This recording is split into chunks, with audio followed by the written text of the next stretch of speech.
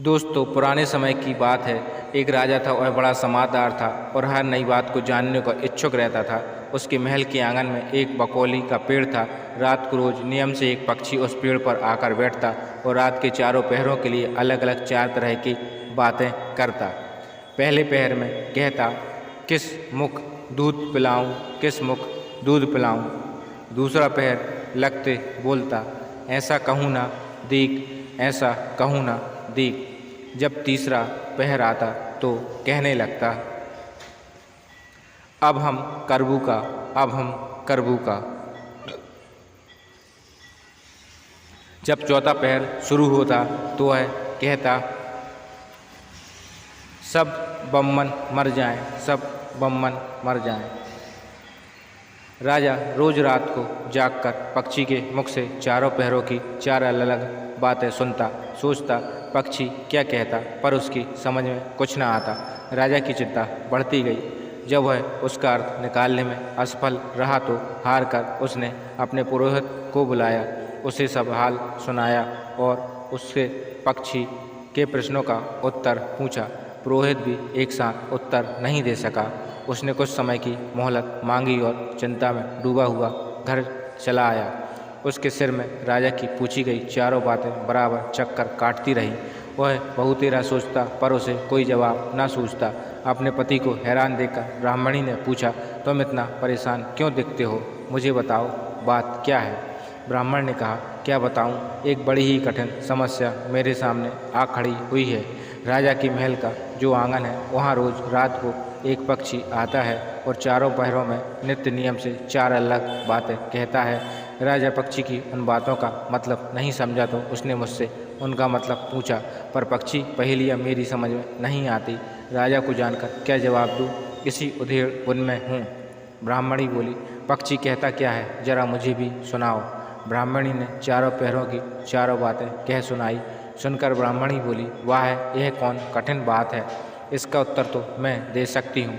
चिंता मत करो, जाओ राजा से जाकर कह दो कि पक्षी की बातों का मतलब मैं बताऊंगी। ब्राह्मण राजा के महल में गया और बोला, महाराज, आप जो पक्षी के प्रश्नों के उत्तर जानना चाहते हैं उनको मेरी स्त्री बता सकती है। पुरोहित की बात सुनकर राजा ने उसकी स्त्री को बुलाने के लिए पालकी भेजी। ब्राह्मणी आ गई। राजा रानी ने उसे आदर से बैठाया।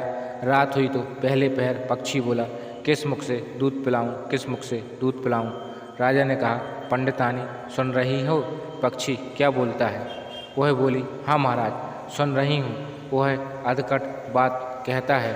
राजा ने पूछा, अधकट बात कैसी?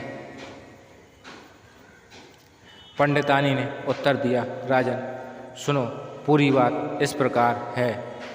लंका में रावण भयो 20 भुजा 10 शीश। माता ओ को जा कहे, किस मुख दूध पिलाऊं, किस मुख दूध पिलाऊं। लंका में रावण ने जन्म लिया है, उसकी 20 भुजाएं हैं और 10 शीश हैं। उसकी माता कहती है कि उसे कौन से मुख से दूध पिलाऊं।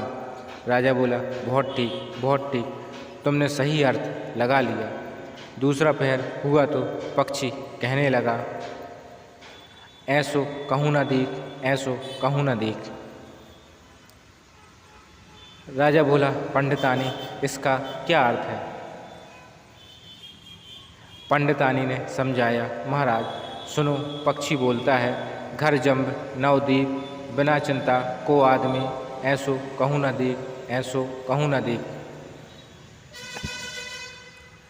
चारों दिशाओं सारी पृथ्वी नवखंड सभी छान डालो, पर बिना चिंता का आदमी नहीं मिला।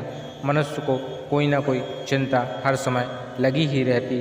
कहिए महाराज, सच है या नहीं? राजा बोला, तुम ठीक कहती हो।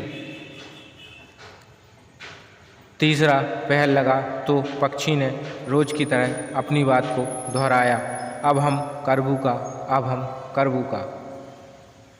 ब्राह्मणी राजा से बोली, महाराज, इसका मर्म भी मैं आपको बतला देती हूँ, सुनिए।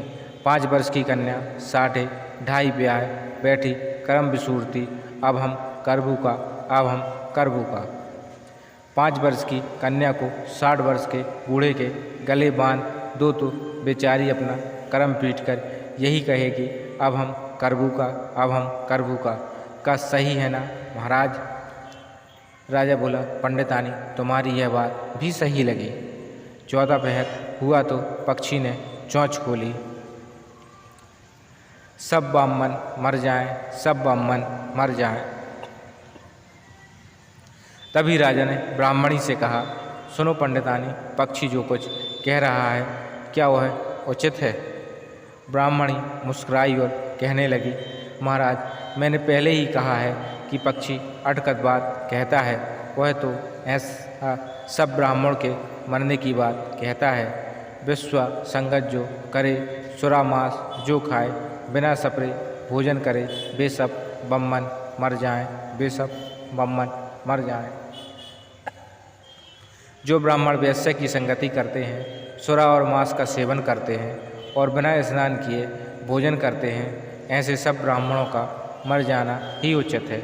जब बोलिए पक्षी का कहना ठीक है या नहीं?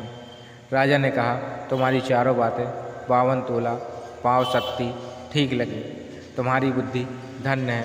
राजा रानी ने उसको बढ़िया कपड़े और गहने देकर मान सम्मान से विदा किया। अब पुरोहित का सम्मान दरबार में पहले से भी अधिक बढ़ गया था।